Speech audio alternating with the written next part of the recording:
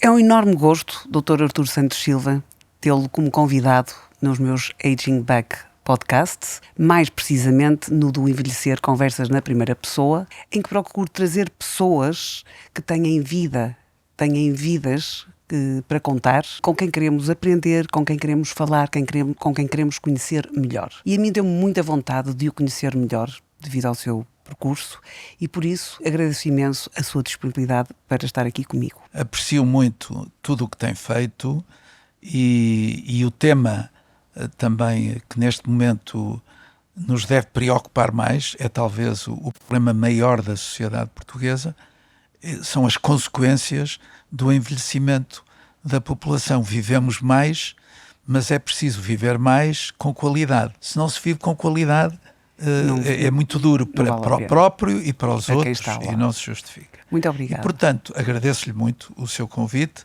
Estou certo que não vou responder plenamente às apostas que fez para esta conversa, mas darei o meu melhor. Tenho a certeza. Ora bem, começo então por apresentá-lo como um homem do Norte. Eu também sou uma mulher do Norte. É tripeiro, é portista, também já ouvi dizer que é um mau perdedor. É um homem da banca e das artes, que eu acho um casamento lindíssimo. Um homem de muitos sucessos, afável e muito generoso, que soma 84 frutíferos longos anos. E, portanto, nasceu em 1941, aqui no Porto, estudou Direito na Faculdade de Direito da Universidade de Coimbra, depois andou aí um bocadinho por fora, por Stanford, que deve ter sido uma experiência também fantástica. Está casada há quase 60 anos, tem 4 filhos e julgo que 8 netos. 7. Se calhar vem uma oitava caminho. Talvez não, mas eu gostava que viesse. E então, sempre que penso em si, já lhe disse, vejo como um humanista renascentista. O que é que eu quero dizer?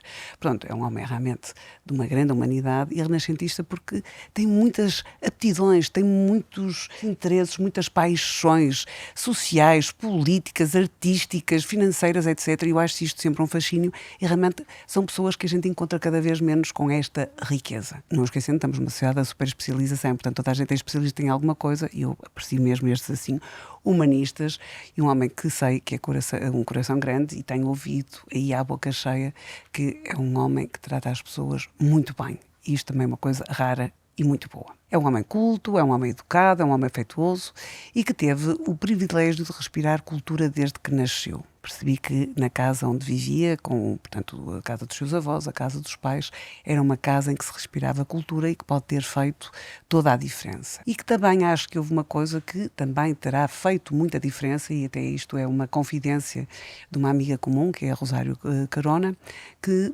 me citou uma frase sua que dizia: eu nasci matemático, mas por influência paterna acabei por estudar Direito, e se calhar foi este casamento de duas coisas tão díspares que fez da sua carreira enquanto homem da banca, homem da finança, uma pessoa, digamos, tão brilhante. Agora que eu estive, no fundo, a rever, digamos, a sua vida, acabou por estar presente em tudo que foi importante na cultura em Portugal, desde Serralves, que mudou completamente a face da cidade, eu costumo dizer que já não há Porto sem Serralves, a Gulbenkian, que também acompanhou parte da minha vida e que no fundo é uma casa de cultura, é uma casa de arte, casa da música, e portanto eu acho que esteve presente naquilo que foi mesmo importante e mudou, digamos, o nosso país. Eu, quando estive na Alemanha em 1990, tive a sorte de durante um ano ter contacto com uma cultura que quando regressei não tive esse contacto, e passado quase 10 anos isso aparece com o Porto, capital europeia da cultura, em 2001. Sei que não seguiu a carreira académica, ao contrário do que a sua avó teria gostado. Sei que era na altura assistente de Finanças Públicas e Economia Política na Faculdade de Direito da Universidade de Coimbra. Portanto, como um reconhecimento deste seu percurso brilhante, e a proposta foi da Faculdade de Belas Artes, acabou por ser distinguido com, o título de honoris causa em 2010. E é convidado para integrar a direção do BPA, que na altura era o maior e o melhor banco que tínhamos em Portugal. Era muito jovem e abraçou realmente um grande desafio. Como foi esse tempo? Tive muita sorte na vida e a maior sorte que se pode ter, sobretudo numa sociedade muito desigual, hoje é menos desigual, mas continua sendo muito desigual, que era a sociedade em que eu vivi, em que eu nasci, onde comecei. Falou de cultura, mas mais do que cultura, era um ambiente em que se valorizava muito o respeito pelos direitos humanos, de todos os direitos humanos, e naturalmente, para que isso funcione bem, é importante nós termos interesse pela grande afirmação do homem, que é a criação cultural de todo o tipo. E, portanto, os amigos de nossa casa, os amigos de casa dos meus avós, que viviam do outro lado da rua do Bonfim, e convivíamos muito no clã, com os meus primos, com os meus tios. Essa foi a grande sorte da minha vida, que é nascer num ambiente que nos ajude a perceber onde estamos e o que é que devemos fazer. E, por outro lado, também tive uma educação em ambientes, primeiro de uma escola pública, depois de um pequeno colégio, e onde havia muitos professores livres, pessoas também que tiveram problemas por defenderem a liberdade. E pessoas livres. Portanto, essa foi uma sorte muito grande que eu tive na minha vida. Depois, há outro aspecto fundamental, é que às vezes na vida há assim um clique que nos leva a mudar. E eu conto isso muitas vezes. O clique que me levou a mudar, eu era bom aluno, muito bom aluno na matemática. No resto era razoável. A partir da altura em que comecei a ler mais intensamente, tive uma primo-infecção, uma tuberculose precoce, não é? Tinha muitas vezes nessa altura, 11, 12 anos, e comecei a ler muito mais, porque não havia nada para fazer a não ser isso. Ler e ir ao cinema, que também percebi que mais tarde... Sim, mas isso é mais tarde. Mais tarde, gostava muito de ir ao cinema. Mais cedo e mais tarde. Já antes tínhamos começado a ir ao cinema. Mas, portanto, eu não era um aluno com muita vontade de trabalhar, de estudar, em geral. Matemática tinha tido um professor fabuloso na quarta classe e adorei sempre mexer nos problemas e ter a certeza no fim de resolver os problemas que estava tudo certo. Conheço esse gosto, que eu também adorava matemática. Então já vê. Em segundo lugar, o clique para gostar de estudar, para querer estudar, ou por conhecer mais coisas e melhor, e porquê e para quê, foi uma professora que tive no meu terceiro ano, que era uma mulher extraordinária, que tinha acabado de se formar em Histórico-Filosóficas, que era muito interessante fisicamente, era muito interessante por fora e por dentro, e nós éramos 14 alunos e apaixonamos todos por ela. Qual era a melhor maneira de mostrar o nosso afeto? Era estudar, ler coisas que não estavam nos compêndios de história para saber mais coisas, e tudo passou a ter muito boas notas a história. E eu cheguei ao Natal, fim do primeiro trimestre, e disse: mas isto de ter boas notas é ótimo, o nosso ego fica afagado por todos os lados e por terceiros. E, portanto, passei a estudar tudo, e só não consegui fazer nada foi no desenho, porque faltava-lhe um bocadinho de jeito. Nunca tive uma positiva a desenho. Nunca tive. E, portanto, grande sorte o ambiente em casa que vivemos e na escola. E depois na escola. E isso faz toda a para diferença. mim, foi fundamental. E depois chega então à história do BPA. Eu, quando cheguei ao fim do penúltimo ano... Ainda na faculdade, percebi que não ia trabalhar em Direito. Porque nós estudamos mais os aspectos substantivos do Direito e depois, no final do curso, estudamos os adjetivos. Isto é, como é que é um processo. Como é que se põe um processo de A contra B. Os procedimentos, que são uma grande maçada, para mim foram uma grande maçada. No Direito Criminal, a mesma coisa, também havia regras próprias. Já no quinto ano, o direito processual executivo. Executar uma letra, um cheque, coisas mais simples e mais fáceis de resolver. E quando cheguei ao quarto ano e estudei processo, no fim do ano, disse ao meu pai: olha, pai, eu vou tirar a seguir economia, vou chegar ao fim, vou tirar economia, mas se calhar já nem vou este ano para Coimbra e fico como voluntário. Mas, portanto, o meu objetivo não era gostar de direito, não era exercer nada parecido com o direito, mas talvez acabar um curso de economia, porque já tinha muitas cadeiras comuns. Acabei o curso com muito boa classificação e sou logo de seguida convidado no mesmo dia. Formei-me de manhã e à tarde o Bedel, que era o chefe da secretaria, disse-me: o Sr. Doutor amanhã tem que estar às 9 horas no gabinete do Dr. Teixeira Ribeiro. Disse como assistente. E eu, sim, Sr. Doutor, ele vai convidá-lo para assistente, mas eu amanhã, hoje tenho cá os meus amigos, é a minha festa de formatura e tal. Ele disse: não, olha que é para o convidar para isto, assim. E assim foi. E assim foi, assim acabou por ser. E tive uma experiência fantástica. Eu também continuo a gostar muito de lecionar, portanto, a pessoa quando sabe gosta de ensinar e é enriquecedor, portanto, se calhar foi um bocadinho o que sentiu. E permite-nos, sobretudo quando o número de alunos é menor, permite-nos conversar e perceber melhor como é que o mundo vai evoluindo. E, portanto, foi um mundo novo, mas eu gostaria imenso de viver no Porto. Adorei Coimbra, onde tive dias muito felizes na minha vida. Foi uma experiência fantástica também a tertúlia, onde eu convivia com pessoas já fora da minha casa, mas que tinham grandes pontos de contacto comigo, ou no plano ideológico, ou no plano cultural, ou no plano afetivo, pessoas com quem nós gostávamos de estar. E eu era felicíssimo na família, mas vivemos livres a partir dos 17 anos, já eram autónomos, em termos comportamentais, quer dizer, o que é que eu faço hoje, o que é que eu faço amanhã. Tinham que gerir a casa e tinham que gerir a si próprios. A minha responsabilidade era fazer o deliver, entregar no fim do ano. O que fez com ótimas notas, por isso é que foi convidado depois para assistente, como é evidente. Depois, também me interessava abraçar uma carreira académica, porque o meu avô foi convidado para se doutorar, não havia a figura do assistente e ele tinha que ganhar dinheiro para aguentar a casa com as suas 4 irmãs e os seus pais.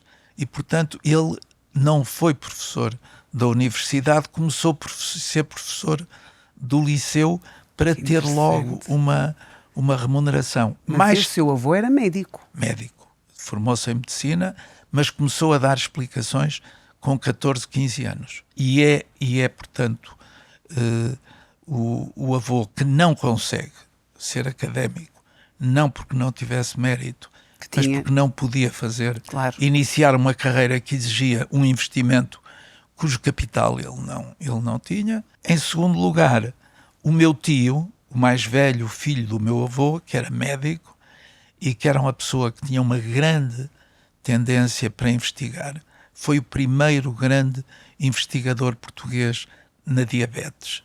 E na diabetes, como deve ser tratada. Também se interessou muito pelo aparelho digestivo, fez especializações em Paris, nunca pôde ser médico num hospital público, nunca pôde concorrer a uma função na academia. Pena. E isso, portanto, foi um incentivo para pertencer à academia. Para pertencer à academia também. Fiz o serviço militar, felizmente na Marinha, perto de 3 anos. E um mês antes de acabar o serviço militar, surgiu-me este convite. Eu era muito novo, tinha 26 anos, era um convite para estar num cargo diretivo a definir em função do meu estágio, mas na altura o maior banco e o que tinha uma melhor tecnoestrutura, e portanto isso era um grande desafio. O segundo grande desafio era voltar para o Porto. Depois eu não tinha formação matemática para estudar certas coisas de finanças públicas e de economia política, que supõe um background em matemáticas diferentes daquelas onde eu parei, que foi no 5º ano do liceu, portanto, no 9º ano de escolaridade. Perante aquele convite, era uma ruptura com um caminho pela academia. O meu avô já não era vivo. Mas a avó era e não ficou contente. A avó era. Quando eu lhe fui dizer que não ia voltar para Coimbra, levei um grande raspanete, E o meu professor, a quem eu anunciei isto,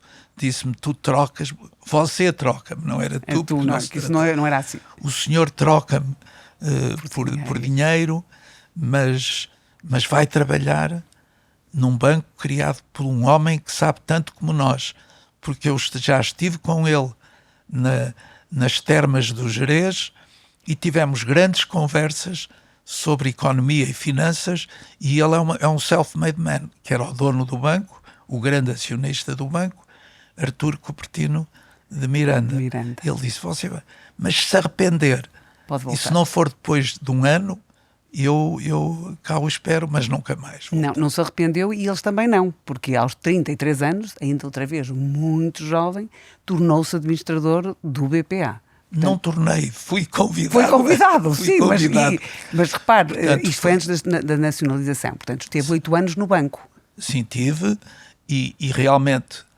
o grande feito, talvez aquele feito da minha vida, ao reconhecimento da minha vida profissional mais intensa, foi feito aí, com o convite que me fizeram em janeiro. O Conselho de Administração ia ser reduzido de 10 elementos a 5, só executivos, e eu e um outro colega meu, um pouco mais velho, mas que também estava aqui no Porto, seríamos os que ficávamos administradores no Porto. E assim foi. E 3 em Lisboa, e assim não foi. Eu aceitei, mas a Assembleia que me iria eleger era no fim de março, e o banco a 14 de março é nacionalizado. Esse momento, quando fui convidado, é um momento muito importante, e depois vem um ano muito desafiante, que é o ano de 75. Ora bem, é o segundo grande desafio também, não foi? Quando foi convidado para o 6º governo provisório, onde, portanto, teve um ano no governo, não é? Como secretário de Estado do Tesouro. Não chegou a um ano, mas foi praticamente em tempo útil de governo, porque os governos tinham uma vida relativamente curta nessa altura, e, portanto, claro, entre estar um governo e ver um governo seguinte, havia sempre uma perda de tempo e de eficiência, mas nós, uma das razões que nos levou, a mim, ao engenheiro Sousa Gomes e ao Dr. Vítor Constâncio, que fomos os 3 convidados pelo futuro Ministro das Finanças, Salgado Zenha, para integrar a equipe dele, e nesse aspecto, quem veio ajudar, passa a expressão, à missa, de nos convencer, foi o Dr. Mário Soares, e que disse: vocês estão enganados, este governo vai durar até às eleições e é até à tomada de posse de um governo constitucional, e assim não foi? Do governo. E assim foi. E chega-se então ao primeiro governo constitucional. Sim, mas eu aí já não entrei. Eu fui daí, foi de setembro a julho. Pronto, mas depois aí então passa a vice-governador do Banco de Portugal. Isso. A convite do Mário Soares. Que era então o primeiro-ministro. Que era o primeiro-ministro, que o queria convidar para outros voos, só que não era possível. Ele disse que tinha pensado em mim para ser Ministro das Finanças, mas que havia um compromisso dele com o Dr. Sá Carneiro de não desafiar dissidentes do PPD para cargos ministeriais, e que ele tinha pensado em mim e no o professor Mota Pinto, mas que em face deste equilíbrio que ele tinha, para que o programa do governo passasse e certo. O PPD abster-se-ia. Claro que sim. Depois, em 1981, embarca noutra grande aventura. Viviam-se períodos muito conturbados do pós-revolução, e o sistema financeiro estava, digamos, um bocadinho instável, e achou que era a altura de avançar com uma banca privada, digamos, uma sociedade de investimentos privados na altura, para não estar tudo nas mãos do Estado e, portanto, tão volátil que não era possível governar um país. E aí cria a Sociedade Portuguesa de Investimento em 1981, que no fundo é o embrião deste banco onde nós estamos agora, do BPI. Portanto, eu depois acabei por me desligar do Banco de Portugal, porque a situação externa do país, fruto do choque do petróleo, fruto do choque social que temos com a entrada em muito pouco tempo de quase 10% da população com os retornados. Foram 700 mil, 607 mil pessoas que abandonaram tudo, vieram sem nada para recomeçar a sua vida em Portugal, o que foi muito doloroso, evidentemente, para elas, próprios, claro. E foi muito perturbador também para um funcionamento do país. Mas eles vieram dar sangue novo ao país e o desejo de refazerem a sua vida e de olharem bem para que oportunidades havia para refazerem claro. a sua vida. Mas isso teve um impacto grande na nossa situação externa. Havia que alimentar mais 600 a 700 mil pessoas. Depois tinha havido também um aumento muito expressivo de salários, porque foi a primeira vez que os trabalhadores usaram a sua força sindical. Fruto de inúmeras circunstâncias, a situação externa era muito desequilibrada e era preciso tomar medidas corajosas que iam ter custos para todos nós. Desvalorizar a moeda, dificultar o acesso ao crédito, para que a procura se ajustasse à nossa oferta. E então, como as medidas, o governo era minoritário, depois conseguiu fazer uma aliança com o CDS, mas em que havia muitas hesitações e o Banco de Portugal era obrigado a vender todos os meses uma parte das nossas reservas de ouro. Para continuar. Cabia-nos ser proativos e dizer ao Banco de Portugal que medidas se deviam tomar, mas muitas não eram tomadas por razões políticas, porque não havia força política para as impor. E foi aí que se quis distanciar desta dependência do Estado. Eu não podia fazer parte de uma comissão liquidatária do país como há nas empresas e nas falências. Não queria, porque um dia o ouro acabaria. E portanto, nós apresentávamos sugestões e numa determinada altura o governador e os vice-governadores disseram: aqui está um conjunto de medidas que é inadiável e o balanço que faremos do que for aceite é o balanço que nos leva a continuar ou a não continuar. Ou não continuar, certo. De facto, eu saí, os meus colegas, quer o governador, quer o vice-governador, acabaram por ficar, e uns meses depois o país faz um acordo com o FMI, mas foi preciso isso vir de fora para que nós cumpríssemos o caminho. E aí entramos melhor na Comunidade Europeia em 85. Sim. Caso contrário, não teria sido possível. Este é o resultado do conjunto de circunstâncias que eu referi. Certo. A seguir vem o governo do Dr. Sá Carneiro, a seguir vem o governo do Dr. Balsemão, com a morte de Francisco Sá Carneiro, e o que acontece é que o país volta a afundar-se porque há um segundo choque do petróleo. E em vez de nós ajustarmos logo as coisas, até revalorizamos a moeda e até fizemos coisas como, por exemplo, o governo francês também na altura fez, que foi de manter a economia a crescer, aquecida e não com retração.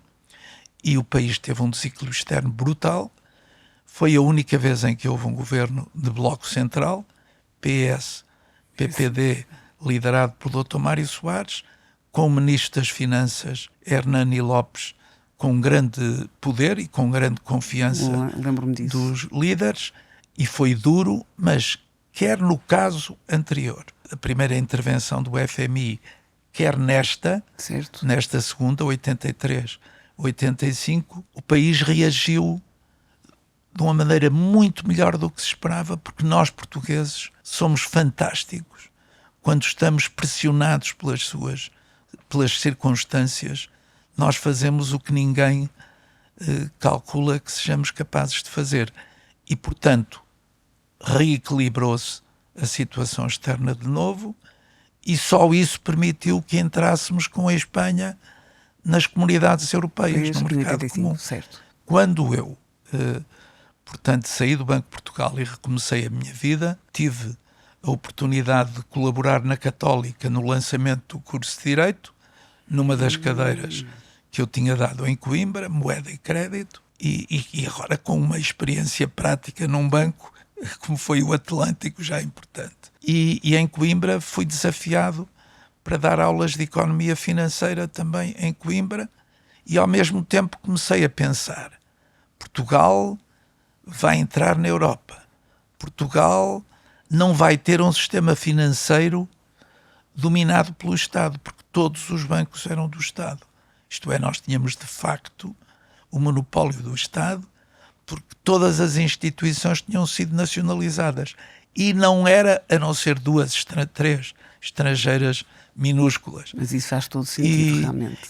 E isto não pode ser, porque se tudo for do Estado, sobretudo no que respeita ao funcionamento do sistema bancário, nós vamos ter não uma economia de mercado, uma economia livre, mas uma economia totalmente controlada pelo Estado.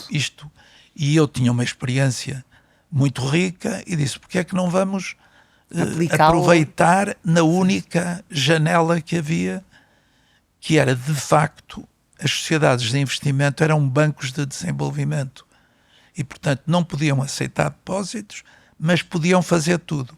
Sim. Se nós tivéssemos acionistas estrangeiros que nos ajudassem a ter acesso aos mercados de capitais internacionais, poderiam, com esses recursos, fazer atividades de crédito e de outra natureza, não tendo depósitos. E podíamos emitir obrigações, colocávamos no país ou no estrangeiro. Por isso realmente é o pai da banca privada. Não sou o pai, fui o primeiro. Foi o primeiro e o pai. Estava na pole position e, portanto, lá arrancamos. Mas foi uma aventura, mas mobilizando 100 empresas que eram algumas das mais importantes empresas exportadoras portuguesas, que eram também na altura as que mais beneficiavam de uma política que queria promover as exportações para equilibrar a situação externa do país. Claro. Eram os mais beneficiados com as desvalorizações do escudo, porque cada vez éramos mais competitivos e podíamos exportar mais. E consegui, com uma equipe muito pequena, mas de gente muito boa e muito apaixonada, arrancar com esse projeto. Assim avança o BPI como o primeiro banco privado português, mais tarde o primeiro banco privado a ser cotado em bolsa, e tendo tido, foi um período muito realizante, claro, porque ajudamos muito o país a modernizar o sistema financeiro, como os bancos de investimento podem fazer. Isso foi muito bem. Agora vamos falar de outro projeto emblemático, porque é o que eu digo, esteve em todos aqueles projetos emblemáticos que mudaram a face do país, esteve lá.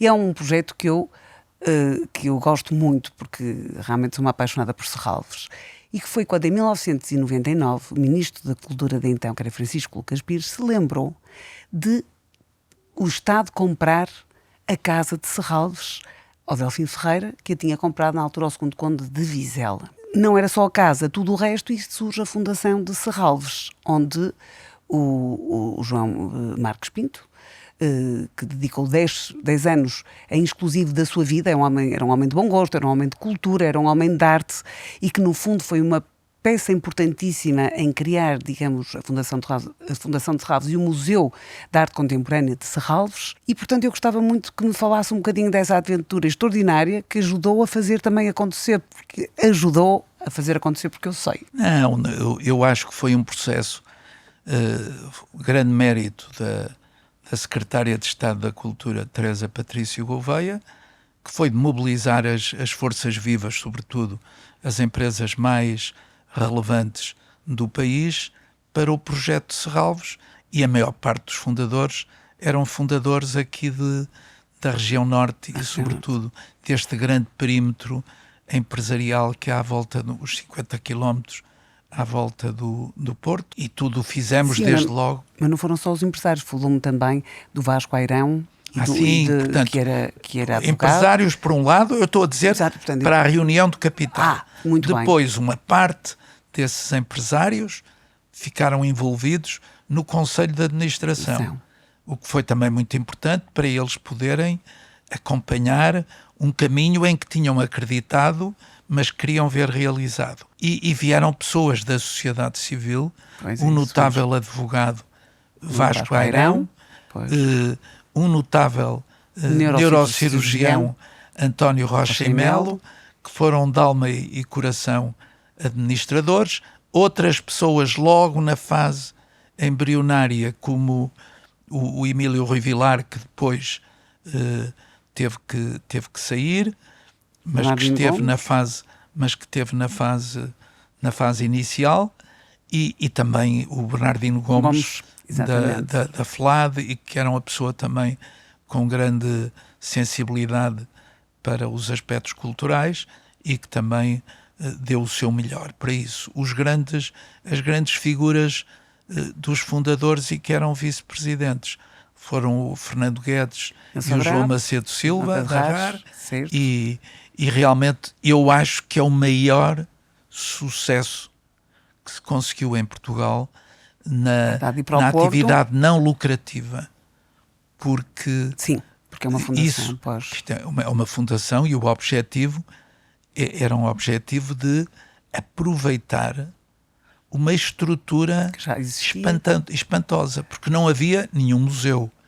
Não havia nenhum espaço para dos Reis, mas não de arte contemporânea. Não, digo eu, não havia um museu lá. Portanto, sim. O papel que se combinou com o governo é que seria um museu de arte contemporânea, onde o Estado, a partir dos anos 60, tudo que foi criação cultural e que já estava nas mãos do Estado, era depositado no futuro Museu de Serralves. Foi preciso construir um museu, escolheu-se o melhor que havia em Portugal, o nosso Álvaro Cisa Vieira, para arquiteto.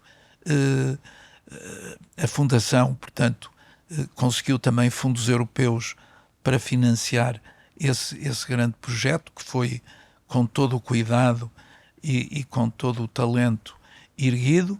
Os jardins melhoraram-se, estava tudo muito bem tratado. Portanto, a família Delfim Ferreira tinha tratado aquilo eximamente. Tinha tratado aquilo o melhor possível e, portanto, os jardins estavam muito bem, o bosque igualmente, o polo rural também estava muito bem, e, portanto, o que houve que fazer, não só pensar no museu, mas pensar na casa, que inicialmente foi onde se fizeram algumas exposições, que eram uma casa Art Deco do melhor que há, feita por um Nós aqui arquiteto. no Porto tivemos muita sorte. Isto lembra-me um bocadinho aquilo que, no fundo, o Museu Guggenheim fez a Bilbao, que neste momento toda a gente conhece o Porto, mesmo os americanos que eram menos conhecedores de Portugal, sabem do Porto e sabem de Serralves. Serralves é um museu do mundo neste momento. E nós, felizmente, tínhamos cá o Frank Gehry, porque em Bilbao ele foi o arquiteto, não é? E o projeto passou a ser um projeto muito significativo, um ícone de Bilbao. Exatamente. Nós tínhamos não só o nosso prémio Pritzker, o nosso Pritzker, mas também tínhamos um parque, uma estrutura fantástica, verdade. Para poder, havendo talento, criatividade, inovação, paixão, envolvimento, que é o que tem havido, e por isso e realmente umas equipes têm superado as outras, verdade. E não posso deixar de referir, portanto, os dois grandes momentos: o do Nascimento, que correu muito bem e que foi notavelmente liderado. Teve uns bons obstetras. Teve uns bons obstetras. Claro. É fundamental. Fundamental, portanto. E finalmente, não posso deixar de dizer que a última presidente, a Ana Pinho, fez um trabalho fantástico. Estamos profundamente de acordo. E Serralves conseguiu Serralves, neste momento, salto. É mundial. Quer dizer, já excedeu, digamos, o âmbito regional, nacional, é a grande internacional. Referência. É a grande referência. Estamos muito em débitos, é verdade. Agora, o seu segundo casamento profissional foi com a Gulbenkian. A Gulbenkian, onde esteve 22 anos, participou no Conselho Consultivo Geral entre 95 e 2002, depois foi administrador não executivo durante 10 anos, de 2002 a 2012, e depois foi presidente executivo desse mesmo Conselho de Administração entre 2012 e 2017. Foi certamente uma experiência muito importante é outra instituição que também me enche o coração, onde estudei muitas vezes lá na biblioteca, vou muitas vezes às exposições lá e, portanto, também tem um nível bastante alto. E por isso gostava que me falasse um bocadinho desse seu segundo casamento feliz, profissional, que foi exatamente a Fundação Calouste Gulbenkian. A Gulbenkian era para qualquer pessoa a instituição que mais tinha conseguido mudar Portugal. Porque ainda no tempo do Estado Novo, quando a Fundação é criada, o nosso país tinha 45% da população analfabeta e 30% da população com 3 anos de escolaridade. Em 1956, quando a Fundação abre portas, Portugal tinha 75% da sua população quase iletrada, porque analfabetos funcionais, uma isso, pessoa com 3 anos, claro, não vai longe. Não sabe sequer escrever, claro não sabe redigir. Claro etc. que sim. Este era o quadro de onde se partiu, e a Gulbenkian foi extraordinária na educação, nas políticas de saúde. A grande obrigação que Calouste Gulbenkian deixou foi que a sua coleção ficasse no museu, portanto, e toda reunida. E isso conseguiu-se. Portanto, ele tinha uma coleção fantástica, considerada a melhor coleção privada na altura do mundo. Que maravilha. E ele, quando morreu, era tido como o homem mais rico do mundo, porque tinha interesses vultuosíssimos no petróleo. E ele nunca mais quis sair de Portugal. E tinha quis deixar aqui tinha um palácio em Paris, onde há a mulher, a filha, o filho, mas ele não saiu mais daqui. E deixou-nos tudo o que tinha. Deixou uns pequenos trusts aos seus 2 filhos. E deixou tudo o resto aqui. E o resto ficou tudo em Portugal. A arte e a ciência. Eu própria fui bafejada pelo apoio científico dado pela Fundação Calouste Gulbenkian. Mas quando começamos, não só começamos com bolsas, como também começamos com o apoio direto à investigação que estava dentro da Fundação. Que eram colaboradores da Fundação e que investigaram as mais diversas áreas. O professor Cavaco Silva era colaborador da Fundação Gulbenkian na área da economia, dos estudos económicos e financeiros, e que fez, aliás, um trabalho fantástico, que eu, quando comecei a minha carreira bancária, era das poucas coisas que havia. Para se poder estudar. Em 66 era um trabalho que ele tinha feito. Bom, foi um exemplo da excelência naquilo que é hoje, e que foi feito por arquitetos, a parte mais relevante, por arquitetos portugueses, em concurso público escolhidos, quer os dos edifícios, do auditório, do museu, quer os jardins, que também foram uma equipe de arquitetos portugueses liderada por Gonçalo Ribeiro Teles, que era um ser também extraordinário, e portanto ficou ali uma marca que Lisboa passou a considerar sua, o país, mas sobretudo Lisboa, porque aqueles jardins estão abertos ao público. E não deixou de crescer, porque ainda agora nasceu mais uma parte, mais uma aula. Desta vez com um japonês, com Ken Gokuma, que está uma beleza, e agora fui ver Paulo Arrego e a Andréa Varjão.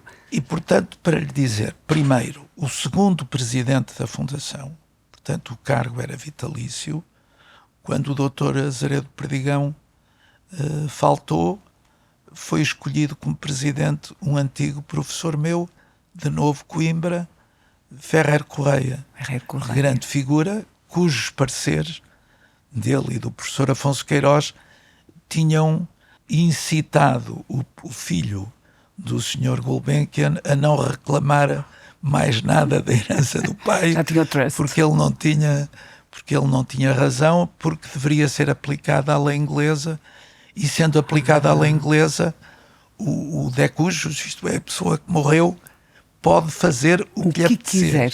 Exatamente, isso eu sabia, são os únicos. E portanto, o Dr. Ferrer decidiu criar um corpo de 15 pessoas que dava uma opinião uma vez por ano sobre o plano e orçamento da Fundação para esse ano. Certo. E também dava um parecer sobre o relatório e contas. Com estes condimentos, assim estive 7 anos e reunindo com muitas pessoas muito interessantes. À partida havia uma componente de Coimbra grande, porque eram as pessoas que o professor Ferrer conhecia melhor, antigos alunos e pessoas destacadas, na Academia de Coimbra, que na altura, em vários domínios, era muito prestigiada.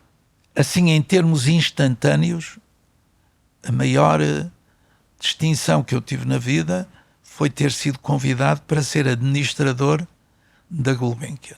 Depois, realmente, o ser presidente de uma instituição como a Fundação Gulbenkian era extraordinário. Aceitei, mas com uma limitação, é que eu não poderia viver em Lisboa. Deixar, não, isso vivi, eu não poderia deixar o meu cargo de chairman do BPI, presidente não executivo, porque estávamos em 2011 e depois fui eleito em dezembro de 2011 e tomei posse em 12, portanto 5 anos até 17, e eu não podia deixar o banco em plena crise financeira e portanto, com grandes abalos no setor bancário. Claro. Eu disse, eu tenho que continuar, porque senão vão pensar que estou a fugir às minhas obrigações no meio do caos. Muito bem. E agora temos mais, nós ainda não acabamos, mais uma coisa importantíssima, a sua participação na fundação da Casa da Música, que é mais uma coisa importantíssima aqui no Porto, na altura até para albergar a Orquestra Nacional do Porto, e em que andou aí, no fundo, a arranjar os fundadores e fez com que mais uma instituição importantíssima na cidade pudesse ganhar vida. É verdade. Eu tinha pelo meio, como referiu, tinha sido pouco tempo presidente da Porto Capital Europeia da Cultura, e um dos projetos que tinha sido aprovado na fase prévia do arranque da Sociedade Porto Capital Europeia da Cultura, na comissão instaladora em que eu presidia, foi o Pedro Burmester que apresentou uma proposta de que se criasse uma Casa da Música, uma casa de todas as músicas, e quando era primeiro-ministro o engenheiro José Sócrates e perguntou-me, pediu-me, desafiou-me para eu fazer uma fundação, mobilizar a sociedade para uma fundação. O toque de mágica. Seria, olhávamos para Serralves, era procurar fazer igual, mas na música. Fazer como seria possível na música. Para um panorama destes. Depois, e bem, a Ministra da Cultura, a professora Isabel Pires Lima, disse, sim senhor, uma fundação para isto e para aquilo. Isto é, para albergar a Orquestra Nacional do Porto, claro, que era uma peça do nosso orçamento de Estado. E, portanto, esses custos, que eram muito significativos, superiores a 5 milhões, passariam a ser suportados pela Fundação. E agora está a trabalhar com o Jerónimo Martins e teve também como Presidente da Assembleia Geral da Ferreirinha, entretanto comprada pela Solgap. Quanto a Jerónimo Martins, foi quando cessei funções executivas no banco. No banco que foi eu aceitei em 2004. Tinha que idade? Tinha nessa altura 62 anos, 63. Porque eu lembro de ter dito que aos 62 queria acabar com as suas funções executivas. Eu largos anos antes, isto é, 7 ou 8 anos antes, e consciente de que era preciso, de que havia um limite para a liderança de uma instituição, um limite natural, e todas as vantagens de haver uma renovação geracional, certo. Eu tinha pedido aos acionistas para porem um limite ao exercício de funções. E eram os 62 anos que assim aconteceu. Era o ano em que eram aprovadas as contas dos 62 anos, e em que um administrador fizesse 62 anos. E assim aconteceu, e entreguei o testemunho de presidente executivo. Mas do que eu percebi, tem 84 e nunca parou. E eu acho que isto é uma das regras de ouro do anti-envelhecimento saudável, é nunca parar, manter o cérebro ativo, ter ideais, ir à luta, continuar a contribuir com toda a experiência que a pessoa tem, e por isso acho que este é um bom exemplo de alguém que podia ter parado e nunca parou. E portanto é um bom exemplo, nomeadamente para filhos e netos. E, portanto, isto leva-me a querer lhe perguntar qual será o legado que lhes deixa, o que é que eles vão aprender consigo neste envelhecimento saudável. Acho que é muito importante na vida nós termos causas, e isso foi o meu berço. Portanto, ter causas, e ter causas sobretudo ligadas com o homem. Certo. E é muito importante saborear a vida nas pequenas coisas, porque às vezes o estar com 2 ou 3 amigos, o beber um bom vinho, o tomar uma boa refeição, uma boa conversa e tudo isso é o que dá sal, pimenta, mostarda e essas coisas que se usam para tornar as coisas mais saborosas. E, portanto, eu acho que as pequenas coisas também são fundamentais na vida, e é bom saborear na vida tudo o que ela nos pode oferecer. Portanto, eu acho que são estas as recomendações que eu faço a todos. Quando estive no serviço militar, estive naquele Pinhal do Alfeite, na Escola Naval, um ambiente fantástico, 6 meses, fiz imensa ginástica, atletismo, e senti-me como nunca. Claro. E então, logo que eu regressei ao trabalho, fui jogar ténis, fui aprender a jogar ténis, fui fazer ginástica lá no banco para o 5º andar do professor Délio Tamegão. Foi meu professor de ginástica também. E a Dina, a mulher. E a Dina, que era a mulher. Exatamente.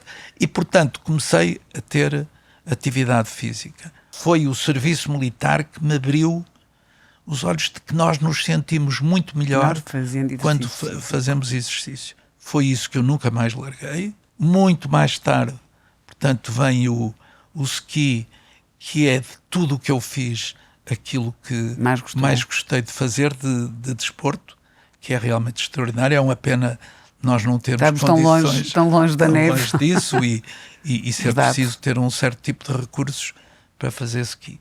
E, portanto, recomendações: atividade física, grande cuidado com a alimentação, nada que perturbe esta máquina fabulosa, que teve um criador fabuloso, que pensou em tudo. Eu digo muitas vezes isso, a fisiologia, quem pensou na fisiologia pensou em tudo. O meu avô era agnóstico, mas eu dizia: avô, então porquê é que temos apêndice? Porquê é que temos baço?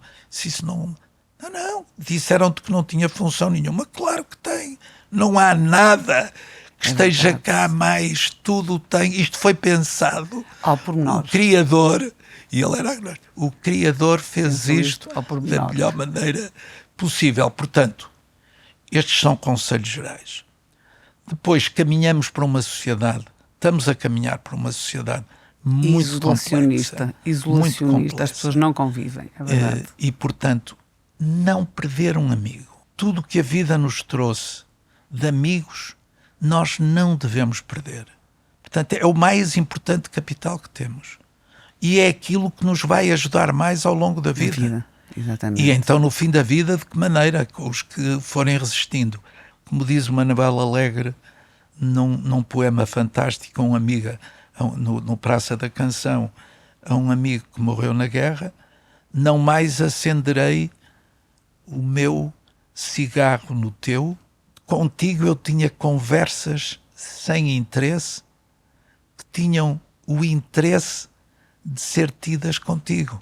Quer dizer, porque nós temos relações e amizade com pessoas que por vezes não há nada do mais ela não tem, que nos não tem aproxima, matemática, mas não tem matemática, da pessoa, exato. A pessoa não vive tem matemática. com intensidade, com e está dada conta. Portanto, esse é um conselho da maior importância. E o outro conselho que eu acho fundamental numa sociedade como a nossa é trabalhar muito, porque infelizmente os escolhidos vão ser cada vez menos. Temos que nos preparar para ter uma sociedade mais igual, uma sociedade menos desigual, pelo menos menos desigual. Numa vida normal de casado, num país como o nosso, então, em que com difícil acesso à habitação, tudo, não é? Os primeiros ordenados são baixos, as pessoas casam-se mais tarde, depois querem ter filhos mais daqui, tarde. Também fogem. Alguns ou muitos fogem temos daqui. Temos aqui uma drenagem de cérebros real. E, portanto, temos que criar condições para que isso não aconteça. E, portanto, é indiscutível que trabalhar e até mais tempo, porque se calhar, se não for assim, para já vamos envelhecer mais rápido e, por outro lado, o próprio país não aguenta gente a deixar de trabalhar tão cedo. É uma sobrecarga para o erário público. É verdade. Isso nós temos que trabalhar mais tempo. Eu também defendo. Eu também acho que sim. Temos que trabalhar mais tempo e, sobretudo, se as pessoas tiverem problemas de saúde, isso é resolvido. História, claro. Se não tiverem problemas de saúde e se gostarem do que estão a fazer, eu acho que isso dá uma razão de ser às pessoas. E depois, eu julgo que cabe à solidariedade numa sociedade resolver o maior problema que temos, que é o problema da longevidade, dos mais velhos, as pessoas que têm mais sabedoria, mais experiência, como é que estão mais isoladas, como é que podem conquistar novos amigos, como é que podem conviver com outras pessoas e ter um envelhecimento ativo. Isso é um papel de toda a sociedade. É um papel do Estado e de toda a sociedade, porque é um problema seríssimo. E no nosso caso, houve um aumento enorme das doenças mentais, não apenas nos mais velhos, como seria natural, mas também nos mais novos. É verdade. E os mais novos, porque não convivem uns com os outros, porque não têm convivem através sempre a olhar para o ecrã. Se nós formos a um restaurante, é o telemóvel na mão, os pais cúmplices, na escola isto não pode ser. Já poderíamos acabar por aqui esta entrevista magnífica, baseada na sua memória prodigiosa, mas eu ainda gostava de falar da Fundação La Caixa, onde está desde 2018 como fazendo parte do Conselho de Curadores. É a terceira fundação, creio que, mais rica do mundo. Portanto, não contente com todo este percurso brilhante, ainda tem agora nas mãos a Fundação La Caixa, a terceira mais rica do mundo. Ora bem, eu também não a deixava acabar esta conversa sem me falar da Fundação La Caixa. Portanto, foi um desafio interessantíssimo que me foi lançado e de que, quando aconteceu, por força de uma série de circunstâncias, o banco CaixaBank, que é o maior acionista, é a Fundação La Caixa, é talvez o grande banco europeu que tem um acionista que tem mais de 30% e, portanto, é um banco que pode fazer investimentos com retorno de médio e longo prazo e não apenas de curto prazo, para de que uma transformação positiva na instituição se faça. E quando o CaixaBank passou a ter mais de metade do capital do BPI, lançou uma OPA. Era obrigatório lançar uma OPA sobre o BPI e passou, em 2 momentos, passou a ter a maioria do capital do banco e depois todo o capital do banco, porque acima de 90% pode-se impor a venda aos acionistas.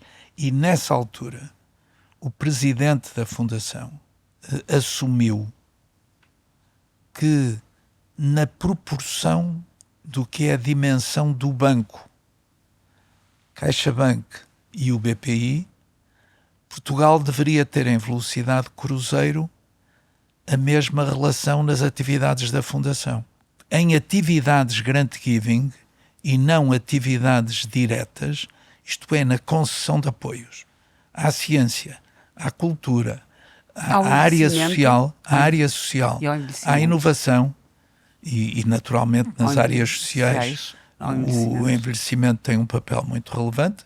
Portanto, nós procuramos estar em todos os momentos da vida do homem, quando nasce, e se nasce em famílias mais desfavorecidas, nós temos programas para os apoiar, através de contratualização com instituições do setor social que são escolhidas por concurso e, em regra, com grande intervenção do poder local, que hoje tem na educação um papel determinante pelas regras de descentralização que foram seguidas. Em segundo lugar, para os adultos, temos um programa muito interessante que é o Incorpora, que é encontrar emprego para pessoas que, por falta de conhecimentos enquadráveis na procura do mercado de trabalho e que têm que adquirir esses conhecimentos para poder ter mais fácil acesso a uma posição de trabalho. Pessoas com incapacidade física, psíquica, mental.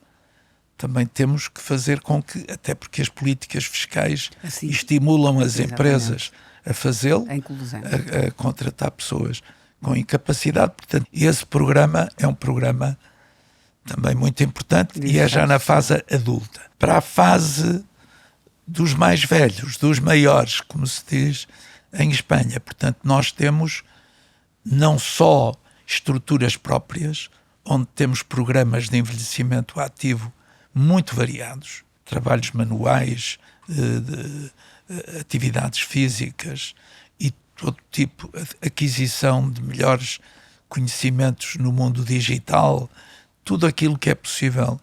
Portanto, oferecer ginástica. Vamos aqui no Porto, estou certo de ter o primeiro em Portugal centro nosso, da nossa responsabilidade, e de que já temos um projeto de arquitetura para adaptar a instituição que vamos ter. Eu espero que, se tudo correr bem, no fim de 26 ele já comece. É amanhã. E finalmente o fim de vida.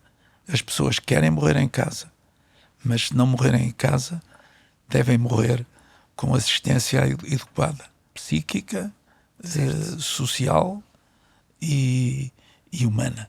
E, portanto, temos um exemplo do que fizemos no IPO, que é um espaço La Caixa que permite aos doentes que estão em cuidados paliativos, portanto, temos um programa para doentes em cuidados paliativos ou equipes que vão apoiar essas pessoas a casa, e se elas estiverem numa fase terminal. Uma área social, uma que cresceu muito e que hoje já representa mais de 20% do nosso orçamento, é o apoio à ciência, sobretudo o apoio à ciência, mas relacionadas com a saúde, portanto, doenças neurodegenerativas, cardiovasculares, infecciosas e oncológicas. São as que nos matam, realmente. E bolsas de doutoramento e de pós-doc, também de formatura e de mestrado. Portanto, temos vários programas de bolsas, que ainda agora, na semana passada, foram entregues as dos anos. O que é fantástico é de que o primeiro que foi ibérico destas nossas atividades, depois de entrarem em Portugal, foi o das ciências da saúde. A relação normal é de 1:5 entre Portugal e Espanha. Sim. E nós temos ficado, em regra, num 1:4 ou 1:3.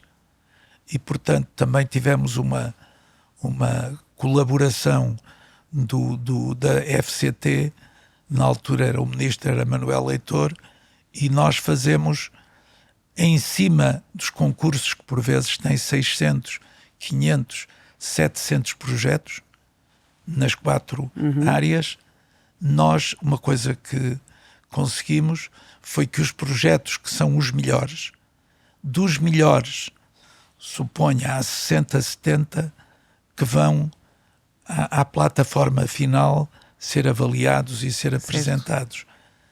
São escolhidos 25, mas se entre os 25 e os 60 há projetos portugueses valem mesmo a pena, que devem ser apoiados porque são excepcionais, então a FCT cobre até ao montante do que nós concedemos. Muito bem. Isso. E não é até ao montante, tem um teto, mas é quase. Portanto, o sistema de bolsas. E, finalmente, a cultura. Em Espanha há centros culturais por toda a Espanha. Há também um grande museu da Europa continental, que é o Cosmocaixa, que é um museu de ciência, mas em Portugal não temos nem pensamos ter para já Caixa Fórum, que são certo, eu sei, lugares onde certo. há em Madrid, há um deles que é talvez bem. um dos mais bonitos, mas o que nós queremos aqui em Portugal, é patrocinar, é apoiar instituições de grande qualidade. Pois. Como fazem com o Marvão, com o Festival do Marvão. Mas como, e como fazemos com Serralves, como fazemos com a Casa da Música, como fazemos com o Rivoli, isto aqui no Porto, ou com o Teatro São João, que somos o principal, mecenas. O único, ou o principal mecenas, e em todo o país, instituições que têm atividades culturais que nós achamos que merecem e que precisam, nós lá estamos a apoiá-las. Dr. Artur Santos Silva, foi um prazer enorme, eu sabia, falar consigo, conhecê-lo melhor e estou-lhe imensamente grata e acho que toda a sociedade lhe poderá estar grata de pelo menos termos mais luz na nossa cultura, na nossa vida, na nossa sociedade, no nosso país. Portanto, muito obrigada. E eu queria lhe agradecer muito tê-la conhecido melhor, porque enriqueci muito a lista dos meus amigos com que eu devo desenvolver uma relação de amizade mais profunda. Em segundo lugar, dizer-lhe também que é fantástico o que está a fazer, porque está no centro as suas preocupações em relação aos problemas da sociedade, estão no centro, como eu tive a oportunidade de dizer, do maior problema que a sociedade portuguesa tem, como outras de países mais desenvolvidos, porque isto é um problema maior nos países mais desenvolvidos, claro. Que é de que a longevidade e o maior envelhecimento, onde nós temos indicadores muitíssimo preocupantes a nível europeu e a nível da OCDE, nós e aqui a nossa amiga Espanha, vizinha Espanha. E, portanto, eu queria lhe agradecer muito o que tem feito e o que cada vez vai fazer mais com essa alma que tem, esse coração e essa alma. Não, tenho a certeza e, portanto, muito obrigado. Muito obrigada eu.